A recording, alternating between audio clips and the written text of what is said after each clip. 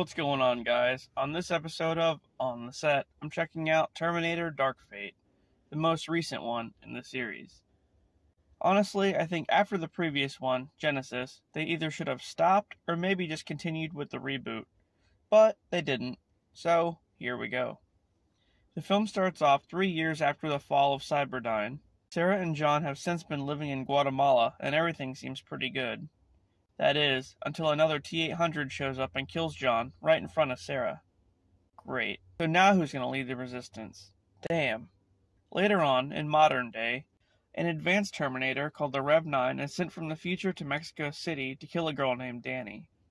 Meanwhile, a cybernetically enhanced super soldier named Grace is also sent from the future to protect her. The Rev-9 disguises itself as Danny's father to gain entry into an automotive plant where she works. Just as it's about to kill her and her brother, Grace shows up to save the day. The Rev-9 catches up to them and kills Danny's brother. Just as things are looking pretty grim, Sarah Connor arrives to stop the Terminator. Sarah tells them that for years, someone has been sending her the location of Terminators who have been sent from the future, so that she can show up and destroy them. Grace then tells Sarah that in the future, there is no Skynet because Sarah successfully destroyed it. However, there's another AI called Legion, which is basically the same thing. Basically what happened is, Legion became self-aware and caused a nuclear war, ending with the humans that remained forming a resistance against the machines, with a grown-up Danny as their leader.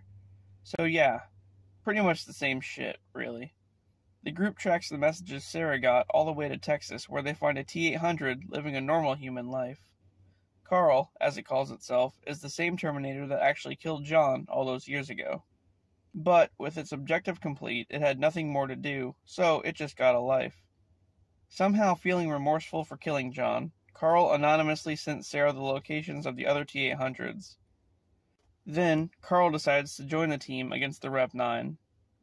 The Rev-9 shows up and ambushes them in the air as they're flying and subdues Carl. The others parachute to safety near a hydraulic plant.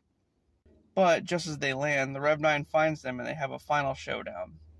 Carl and Grace force the Rev-9 into a turbine, which causes a huge explosion. Grace gets mortally wounded and tells Danny to use her power source to defeat the Rev-9 before she dies. So Danny takes her power source and stabs the Rev-9, and then Carl drags them both over a ledge before it explodes, destroying both Terminators. A while later, Sarah and Danny go to a playground where a young Grace is playing, and they vow to save Grace and stop Legion before it starts. The end. Okay, well, this one wasn't horrible. I mean, it's not Genisys. And why was Genisys so good?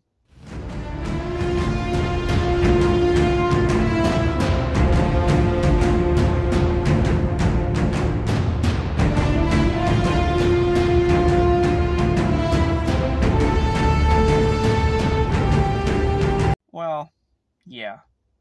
Anyway, this one kind of serves as a reboot as well, replacing John Connor with Danny and Skynet with Legion. It's literally the same thing. I did like the Rev-9 though. It was part liquid metal and part T-800. Wait a minute. The Rev-9 was just like the Terminator from T3. Jesus Christ.